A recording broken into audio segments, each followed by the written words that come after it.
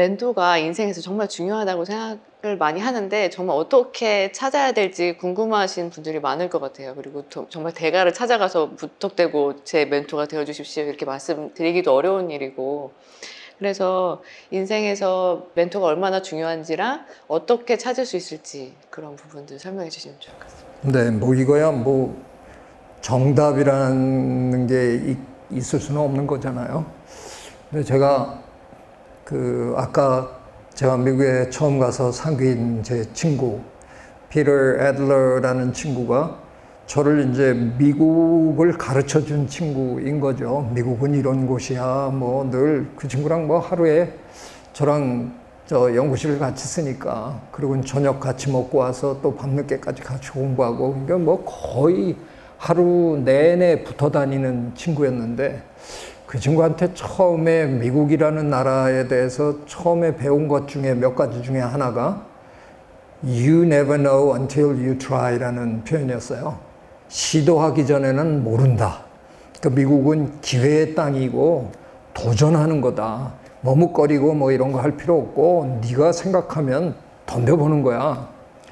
근데 제가 소시오바이올로지라는 수업을 듣고 난 다음에 그 에드워드 윌슨 교수님한테 편지를 냈습니다. 그 첫 결혼기념일을 제 아내를 살살 꼬드겨가지고, 그 사람이 음악을 하는 사람이니까 야, 우리 보스턴 한번 놀러 가면 어떨까? 너무 좋아하는 거죠. 보스턴 간다 그러니까. 근데 저는 보스턴 가는 이유가 그 하버드 대학에 가서 그 윌슨 교수님을 한번 만나보고 싶어서 이제 살짝 꼬드긴 거고요. 그것도 성사를 시키고 가서 이분을 만나야 되는데, 이분이 뭐 보통 유명한 분이 아니니까 이제 미리 편지를 내고 뭐 이걸 해야 되잖아요. 제 친구 피터가 제 글을, 거의 모든 글을 다 읽어주고 이런 친구니까 뭐 당연히 이 중요한 편지니까 읽어달라고 줬어요. 근데 그래 그러더니 받아서 떡 읽기 시작하자마자 저한테 이오 윌슨? 그러니까 뭐 제 분야에서는 가장 유명한 거의 신적인 존재란 말이에요. 이오 윌슨? 그러는 거예요. 그래서 내가 그랬더니 아니 네가 어떻게 감히 이러는 거예요. 그래서 제가 왜? 민주국가인데 그 사람한테 편지 쓰면 안 되는 거냐고. 그랬더니 아니 그건 아니지만 이분은 우리 같은 사람이 감히 그럴 수 있는 사람이 아니야 그러더라고요. 그래서 제가 아니 네가 나한테 맨날 그랬잖냐고. 도전해 보기 전에는 모르는 거다.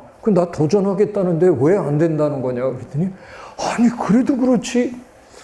그럼 굉장히 불편한 표정으로 읽어줬어요. 고쳐주고 뭐 이래서 해서 그걸 보냈거든요. 편지를.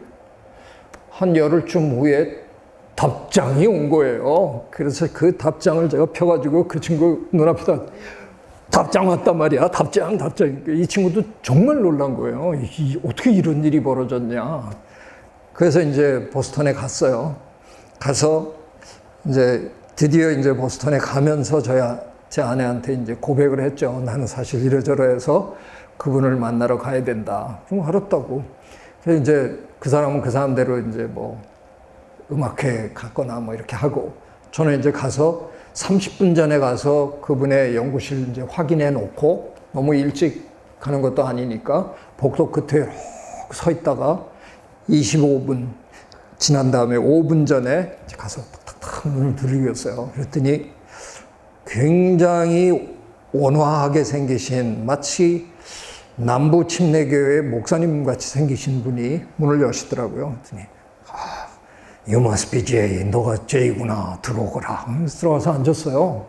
앉자마자 이분이 뭐라 그러냐 하면 갑자기 교수회의가 잡혔다는 거예요. 그래서 내가 시간이 15분밖에 없대요. 저 9시간을 달려왔는데 15분밖에 없다 그러니까 하늘이 무너지는 것 같더라고요. 근데 아니 뭐 15분 안에 이 양반이 DMZ가 상황이 어떠냐 이걸 또 묻는 거예요. 평생 제가 찾아뵈면 첫 질문이 제이 너 잘 있었냐가 아니라 항상 How is DMZ? 이게 그분의 질문이거든요. 우리나라 비무장지대에 대한 관심이 무지하게 많은 분인데, 그래서 설명 조금 했어요. 그랬더니 그 다음에는 또 야, 너는 미국에 온 지 얼마 안 됐다는데 어디서 영어를 이렇게 배웠냐? 뭐 이러고 또 물어보시고, 질문을 계속하는데 나는 지금 여기까지 온 이유가 있을 거 아니에요. 밑으로 이렇게 시계를 보는데 13분이 지났어. 15분이 2분밖에 안 남은 거예요. 그래서 어떻게 또 질문을 하셨는데 제가 교수님 정말 죄송한데 저 9시간이나 달려서 여기까지 왔거든요. 근데 교수님 지금 저한테 15분밖에 안 주시는 거는 제 생각에 너무 언페어한 일이라고 생각하고 어쨌든 시간이 없으시다니까 이제는 저에게 시간을 주셔야 된다. 제가 왜 왔는지를 설명하게 해달라. 근데 표정이 잠시 그 무렵만 해도 미국 사람들이 동양 사람들에 대한 이 선입관이 있거든요. 양순하고 이렇게 순종적이고 이건데 이거 당돌한 놈이네 하는 표정이 싹 스치더라고요. 뭐 얘기해봐라. 결국 그분하고 2시간 얘기했거든요. 나중에 안 사실인데 15분은 선생님이 쓰는 전략이에요.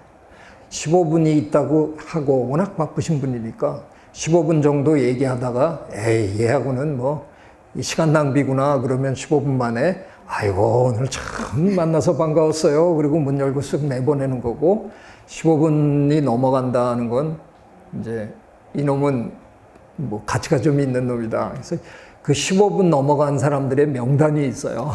거의 돌아다니는 명단. 제가 그걸 넘은 거죠.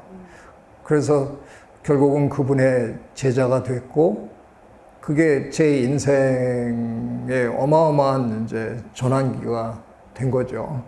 그래서 저는 뭐 지금도 제 가장 중요한 멘토 중에 한 분이고, 근데 물론 멘토를 저는 어떻게라는 표현은 좀 잘 답을 드리기가 좀 애매한데, 책을 통해서 만날 수도 있고, 뭐 삶에서 만날 수도 있고, 뭐 여러 있지만, 저는 멘토를 만나는 것도 도전하시라고 얘기를 하고 싶어요. 가끔은 저한테도 그런 얘기를 하는 학생들이 있는데, 교수님한테는 연락해봐야 뭐 답이 안 올 줄 알고 못했다라든가. 근데 저 이메일 답장 다 하거든요. 누가 해도 시간 꼭 찾아가지고 짧게라도 답장 다 해요. 그래서 괜히 지레 짐작하고 저분은 너무 바쁘실 테니까 그런 생각, 그건 정말 하면 안 된다고 생각해요.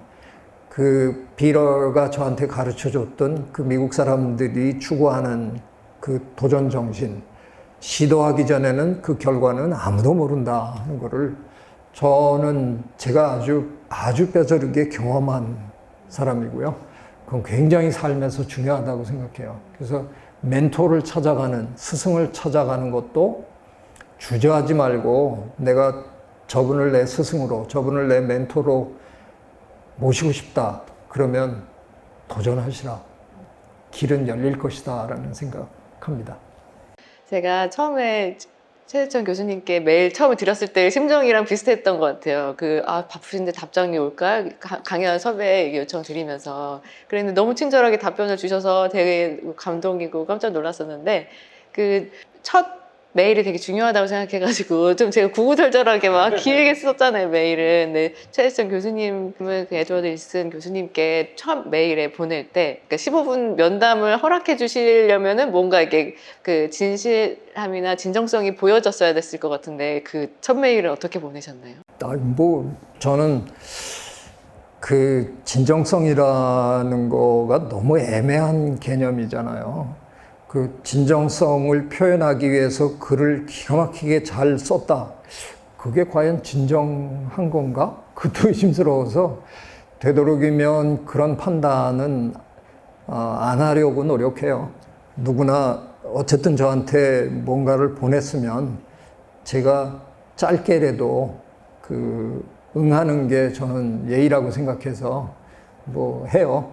그래서 어떨 때 뭐 이메일이 안 되는 곳으로 한 일주일 다녀오고 나면 한 며칠을 이메일 답장하느라고 정말 정신없어요. 근데 제가 옛날에 그런 경험을 했던 사람이기 때문에 그 어떤 분에게는 저한테 이메일 보내고 그 기다리는 시간이 그게 뭐 참 애틋할 것 같은 생각이 들어서 그것만큼은 제가 이건 철저하게 합니다. 네. 아, 이거 보신 분들이 또 갑자기 메일을 많이 보내셔서 더 일이 많아지실 것 같은데. 네, 재무도움을 팠네요. 네, 하여튼 그 원하시는 분께 이렇게 구해보시면, 용기를 가지고 구해보시면 좋을 것 같습니다.